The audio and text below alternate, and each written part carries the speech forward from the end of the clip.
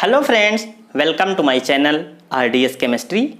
In series of name reaction, today we will discuss two important name reaction. One is Shapiro reaction and another one is Bamford-Stevens reaction. So let us start one by one in detail. तो Shapiro reaction is discovered by Robert H. शैपिरो। अच्छा, इसमें जो ये substrate है इसको क्या कहते हैं? टोसाइल हाइड्राजोन। अब देखिए आप, शैपिरो रिएक्शन क्या है? टोसाइल हाइड्राजोन है इन प्रेजेंस ऑफ आर्गेनोलिथियम या RLI। आर यहाँ पे क्या है? एल्किल ग्रुप, ठीक। और यहाँ पे बहुत ही कैरेक्टरिस्टिक पॉइंट ये है कि RLI हमेशा 2 इक्विवेलेंट लिया जाता है शैपिरो रिएक्शन और वाटर।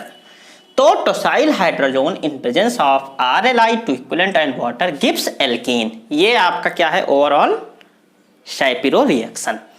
अब मैं आपको बताऊं कि ये टोसाइल हाइड्रोजन बनता कैसे है। तो आप टोसाइल हाइड्रोजन बनता कैसे है?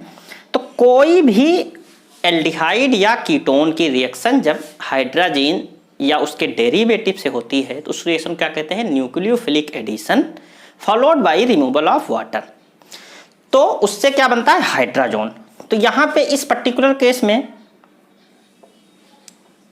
एल्डिहाइड या कीटोन आपका कार्बोनिल ग्रुप क्या रहा होगा? ये, ठीक। अगर यहां पे H लिख देंगे तो एल्डिहाइड हो जाएगा, R ग्रुप लगा देंगे तो कीटोन हो जाएगा। इसकी रिएक्शन आप कराइए टोसाइल हाइड्रोजन से,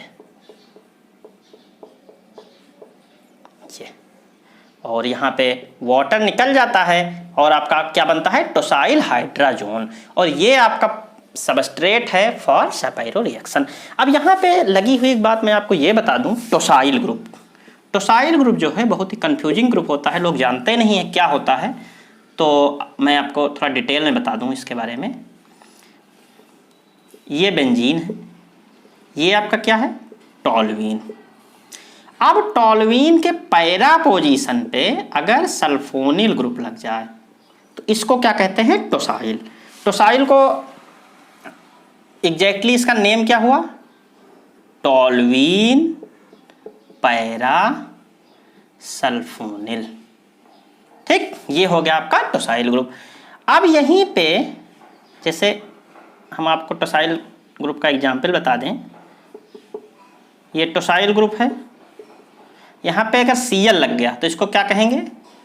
टोसाइल क्लोराइड, ओके। और इसी टोसाइल ग्रुप में एक और एग्जांपल मैं आपको बता दूं, जैसे ये टोसाइल ग्रुप है, अभी तक यहाँ तक टोसाइल ग्रुप है। अगर इसमें एजाइड लगा दिया N3 तो अब ये क्या हो गया? Compound tosyl azide, okay. तो अब हम इस रिएक्शन के कुछ सैलिएंट फीचर्स डिस्कस करेंगे कि इस रिएक्शन के क्रूशियल पॉइंट्स क्या हैं। तो यहाँ पे कुछ क्रूशियल पॉइंट्स हैं शैपिरो रिएक्शन की। तो पहली बात, ये क्लास ऑफ रिएक्शन शैपिरो रिएक्शन है क्या है? Elimination reaction. दूसरी बात क्या है? सिंपल सी बात है कि डिकम्पोजिशन ऑफ टोसाइल हाइड्रोजन, ओके। और क्या है? Base promoted. यहाँ पे बेस प्रमोटेड जो है इसको हम और रिफाइंड करें तो क्या है? Strong base. और स्ट्रॉन्ग बेस में भी क्या कहें? स्ट्रॉन्ग बेस में भी क्या है? Organic base. और दूसरी इंपॉर्टेंट बात क्या है? मैंने पहले भी बताया कि 2 इक्विवेलेंट ऑफ आर्गेनोलिथियम कंपाउंड, जो आर्गेनोलिथियम कंपाउंड है यही यहाँ इस रिएक्शन में स्ट्रॉन्ग बेस की तरह काम करता है। और जो ये रिएक्शन है शैपिरो रिएक्शन, इसमें जो है साइड रिएक्शंस कम होती हैं और मेन प्रोडक्ट एल्कीन बनता है। और जो कि इसका सबसे इम्पॉर्टेंट पॉइंट है कि ये हमेशा लेस सब्स्टिट्यूटेड एल्कीन को फेवर करती है। लेस सब्स्टिट्यूटेड एल्कीन मतलब काइनेटिक प्रोडक्ट।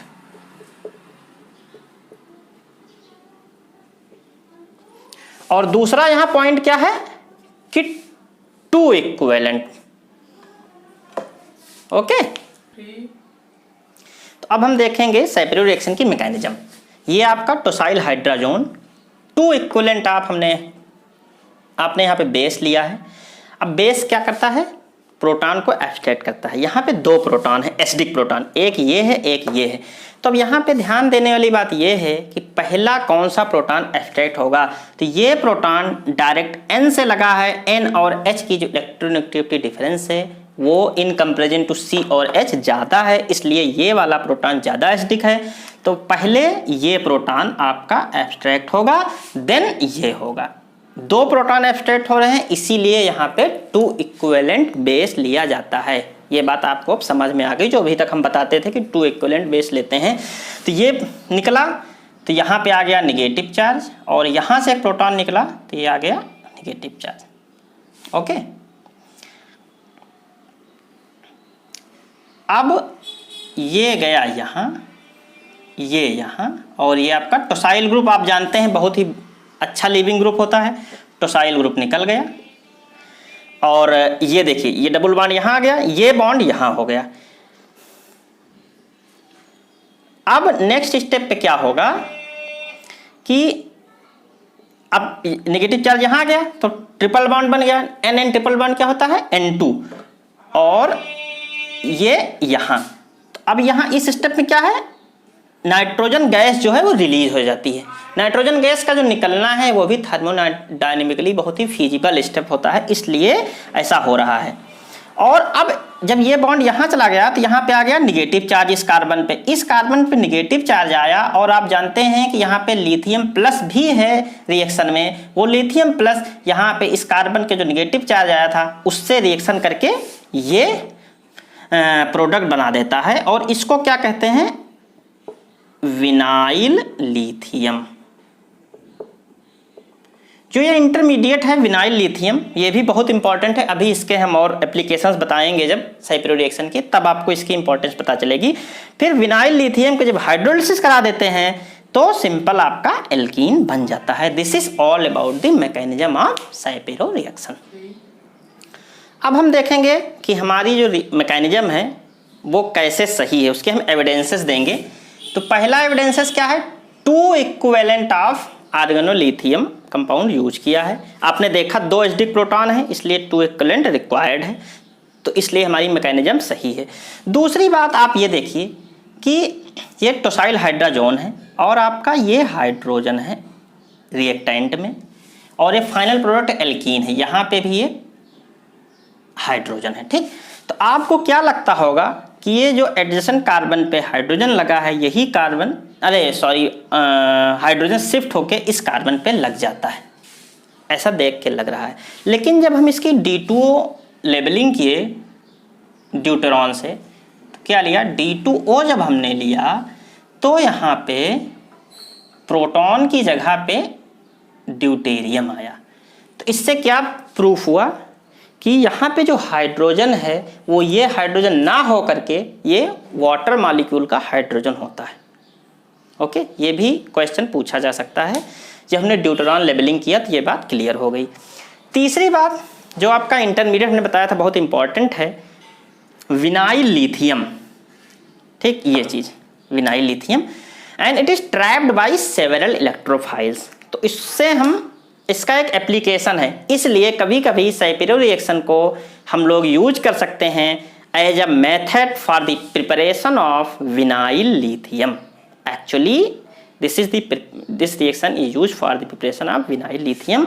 अब विनाइल लिथियम में जब आप हाइड्रोलिसिस करा लेते हैं, देखिए तो आपका एल्कीन बन जाता है। ओके, आपने फॉर्मल्डिहाइड ले लिया तो देखिए क्या बन गया, प्राइमरी अल्कोहल। अगर यहीं पर आप एल्डिहाइड दूसरा ले लेंगे कोई तो सेकेंडरी, कीटोन ले लेंगे तो tertiary alcohol, alpha beta unsaturated alcohol बना। दूसरी बात, आपने जब DMF लिया तो देखिए यहाँ पे आपको एल्डिहाइड मिला, वो भी क्या, अल्फा बीटा अनसैचुरेटेड। और एक बहुत इंपॉर्टेंट ये क्वेश्चन कई बार पूछा जा चुका है कि विनाइल लिथियम का जब आप इलेक्ट्रोफाइल एज CO2 लेते हैं, कार्बन डाइऑक्साइड, तब क्या बनता है, अल्फा बीटा अनसैचुरेटेड एसिड। और अनदर थिंग क्या है कि जब ट्राई मिथाइल, यहाँ ट्राई मिथाइल है, ट्राई मिथाइल सिलाइल क्लोराइड लेते हैं एज अ इलेक्ट्रोफाइल, तब आपका क्या बनता है? विनाइल सीलेन। इसको क्या कहते हैं? विनाइल सीलेन। ये बहुत इंपॉर्टेंट मॉलिक्यूल है। तो ये मेथड आपका विनाइल सीलेन बनाने के लिए भी यूज हो सकता है, Shapiro reaction. Okay, and another example क्या है? Alkyl halide. यहाँ पे हैलाइड ब्रोमाइड है, तो एल्किल हैलाइड जब लेते हैं इलेक्ट्रोफाइल के तौर पे तो आपका ये बनता है। तो ये सारे एग्जाम्पल्स हैं, ये कई एग्जाम में घूम फिर के आते हैं। अभी हम और एग्जाम्पल जब कराएंगे तो आपको बातें क्लियर हो जाएंगी। अब हम लोग कुछ एग्जाम्पल्स देखेंगे सैपिरो रिएक्शन की, जो या तो कॉम्पिटिटिव एग्जाम्स में आ चुके हैं या उनके आने की पॉसिबिलिटी है। ओके, तो पहला देखिए, ये आपका एक साइक्लोहेक्सेनोन टाइप का है, और आपने पहले कीटोन्स देखिए हाइड्राजोन बनाया। अब यहाँ पे देखिए बहुत इंपॉर्टेंट बात है, हाइड्राजोन के बाद यहाँ पे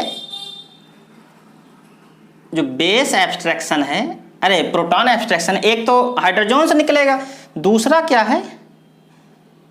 ये 2 प्रोटॉन इधर है, 1 प्रोटॉन इधर है। अब बात यह है कि कौन सा प्रोटॉन निकलेगा। ठीक, अगर ये प्रोटॉन निकलता है तो ये एल्कीन बनेगी आपकी एमी। ओके, और ये प्रोटॉन निकलता है तो ये एल्कीन बनेगी। हमने आपको बताया है कि सैपिरो रिएक्शन में लेस सब्स्टिट्यूटेड एल्कीन फेवर करती है, इसलिए ये वाला प्रोटॉन निकलेगा और आपका प्रोडक्ट ये होगा। ये पूछा हुआ क्वेश्चन है, इंपॉर्टेंट है, क्योंकि यहाँ पे 2 पॉसिबिलिटी हैं।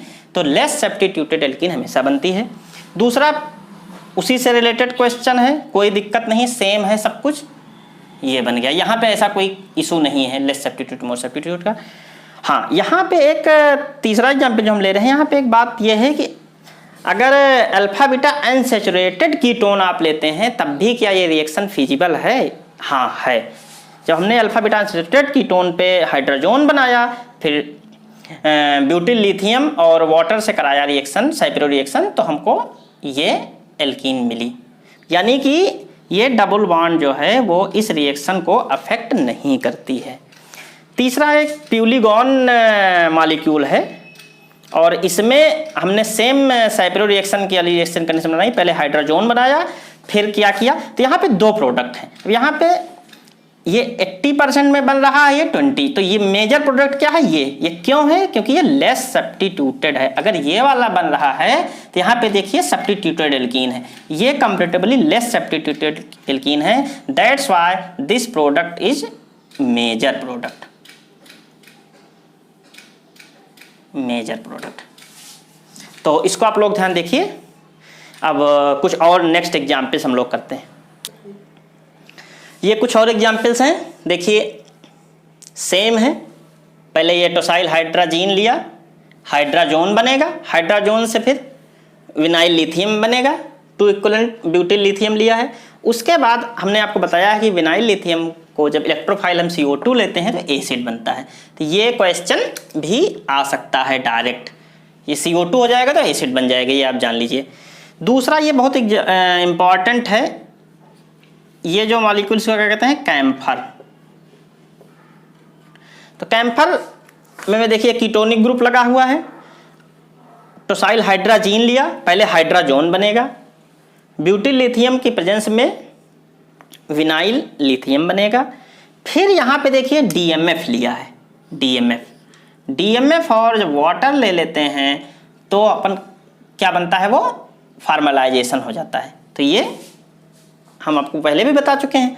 और ये देखिए कीटोन है, कीटोन पे हाइड्राजीन से बनाया, हाइड्राजोन बना। फिर यहाँ पे हमने इलेक्ट्रोफाइल क्या लिया है? ट्राई मिथाइल सिलाइल क्लोराइड, तो ये क्या बन गया? विनाइल सीलेन बन गया। फिर ये बहुत सिंपल सा एग्जाम्पल है, सेम हमने बताया था लेस सब्स्टिट्यूटेड बनता है, तो इसलिए एल्कीन यहाँ बनेगा। और यहाँ पे भी फॉर्मल्डिहाइड ले लिया है, तो फॉर्मल्डिहाइड के इसमें क्या बनता है? एल्कोहल। तो ये सारे एग्जाम्पल्स हैं, इसको आप लोग नोट कर लीजिए। ये एग्जाम्पल जो हम आपको बताने जा रहे हैं बहुत ही इम्पॉर्टेंट एग्जाम्पल हो सकता है। ये किसी हायर कॉम्पिटिटिव एग्जाम्स में नेट या गेट में ये क्वेश्चन पूछा जा सकता है। ये बिल्कुल न्यू क्वेश्चन है अभी। तो यहाँ पे टोसाइल हाइड्राजीन की जगह पे हम ट्रिस हाइड्राजीन ले रहे हैं। ये ट्रिस क्या है देखिए, ये आइसोप्रोपाइल ग्रुप ना लगा होता तो ये टोसाइल ग्रुप था, ये आइसोप्रोपाइल ग्रुप लग गया तो इस ग्रुप को क्या कहते हैं, ट्रिस।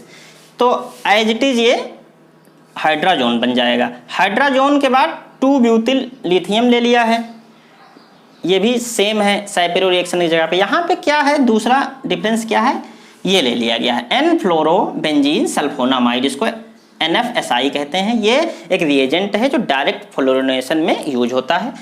तो ये क्या हुआ, देखिए फ्लोरीन लग गया। यहाँ पे जो एल्कीन है उसकी ज्योमेट्री E या Z कुछ भी हो सकती है, वो डिपेंड करती है उस पर्टिकुलर सबस्ट्रेट की सिचुएशन पे। और उसी से लगा हुआ एक दूसरा एग्जाम्पल और है, ये इसमें भी सेम रिएक्शन कंडीशन ले लिया तो ये एल्कीन बना और फ्लोरीन भी लग जाता है। तो ये आपकी हो गई सैपिरो रिएक्शन और उसके बहुत सारे हमने एग्जाम्पल्स करवाए। अब हम लोग अपनी दूसरी रिएक्शन डिस्कस करेंगे, that is Bamford Stevens reaction. It is discovered by WR Bamford and TS Stevens. ये रिएक्शन भी क्या है, सेम एज सैपिरो रिएक्शन की decomposition of tosyl parasulfonyl hydrazone by alkali, यही पे डिफरेंस है। वहां पे हम क्या लेते थे, ऑर्गेनिक बेस, यहाँ पे क्या है, इनऑर्गेनिक बेस यूज हो रहा है। और ये आपकी ओरिजिनल रिएक्शन है जो इन लोगों ने परफॉर्म किया था। ये देखिए एसीटोन का हाइड्रोजोन है, टोसाइल हाइड्रोजोन है। क्या लिया, सोडियम इन इथिलीन ग्लाइकॉल। इथिलीन ग्लाइकॉल का स्ट्रक्चर क्या है, CH2 OH और OH। यहाँ पे HH दोनों हट के सोडियम लग जाता है, फिर वो जो रिजल्टिंग मॉइटी है वो एज ए बेस यूज होती है और आपका प्रोडक्ट क्या है, एल्कीन। एल्कीन यहाँ भी बनता है। अब यहाँ पे कुछ पॉइंट हैं, जैसे बेस यहाँ पे क्या है, देखिए सिंपल एल्कली है, sodium hydroxide, potassium hydroxide, sodium methoxide. Sodium methoxide जो ये वाला बहुत फ्रिक्वेंटली यूज होता है। और एक इम्पॉर्टेंट बात ये है यहाँ पे कि 1 equivalent of base is required only. वहाँ पे हम 2 इक्विवेलेंट यूज होते थे, ठीक। और सबसे इंपॉर्टेंट बात ये है कि more substituted alkenes are favoured. यहाँ पे जो एल्कीन बनता है वो मोर सब्स्टिट्यूटेड एल्कीन बनता है, that is the thermodynamic product. Okay, अब मैकेनिज्म देखिए, यहाँ पे बेस लिया हमने, एक इक्विवेलेंट बेस है तो एक ही प्रोटॉन एब्स्ट्रैक्ट करेगा। इन दोनों में हमने बताया था कि जो N से लगा हुआ प्रोटॉन है वो ज़्यादा एसिडिक है, तो ये एब्स्ट्रैक्ट होगा, यहाँ निगेटिव चार्ज आ गया, ठीक। अब टोसाइल ग्रुप जो होता है वो बहुत ही अच्छा लीविंग ग्रुप होता है, टोसाइल ग्रुप निकल जाएगा, यहाँ डबल बॉन्ड आ जाएगा। तो इस टाइप के जो कंपाउंड होते हैं इसको क्या कहते हैं, डाई एजो कंपाउंड्स। ये डाइजो कंपाउंड्स जो हैं वो कंपैरेटिवली स्टेबल होते हैं। अब इससे एल्कीन बनने के लिए 2 टाइप के मैकेनिज्म हम फॉलो करेंगे, वो हम बताते हैं दोनों मैकेनिज्म 1 बाय 1। ओके, तो डाइजो कंपाउंड से एल्कीन बनने के लिए 2 टाइप के पाथवे पॉसिबल हैं। पहला क्या है, जब आपका सॉल्वेंट है वो एप्रोटिक है, यानी कि प्रोटॉन डोनर सॉल्वेंट नहीं है, तो वो कौन से मैकेनिज्म फॉलो करता है, कार्बिनोइड। देखिए यहाँ पे क्या है, पहले स्टेप पे नाइट्रोजन गैस रिलीज हो गई। अब ये प्रोटॉन देखिए यहाँ से शिफ्ट हुआ इस कार्बन पे और ये नेगेटिव चार्ज यहाँ आ गया और रिजल्टिंग एल्कीन आपकी फॉर्म हो गई। दूसरा क्या है कि जब आपका सॉल्वेंट प्रोटिक सॉल्वेंट है तो कौन सी मैकेनिज्म, कौन सी पाथवे फॉलो होता है, carbocation, via formation of carbocation. तो प्रोटिक सॉल्वेंट में देखिए प्रोटॉन है ये सॉल्वेंट का, तो ये नेगेटिव चार्ज यहाँ गया और ये वाला जो बॉन्ड है इसने अटैक किया प्रोटॉन पे, यहाँ पे देखिए प्रोटोनेशन हो गया। अब नेक्स्ट स्टेप पे देखिए नाइट्रोजन गैस रिलीज हुई, अब बन गया कार्बोकैटायन, ये कार्बोकैटायन है देखिए। अब कार्बोकैटायन जो है वाया एलिमिनेशन ऑफ प्रोटॉन आपका एल्कीन फॉर्म हो गया। तो चलिए अब हम लोग कुछ एग्जाम्पल्स करते हैं बैम्फोर्ड स्टीवेंस रिएक्शन की। तो देखिए ये एग्जाम्पल लिया हमने, सेम हाइड्रोजन बना, बेस की प्रेजेंस में एल्कीन बना। अब आप ध्यान दे दीजिए, यही रिएक्टेंट हमने लिया था साइपरो में, तो वहाँ डबल बॉन्ड इधर आया था, यहाँ पे इधर बना है। क्यों?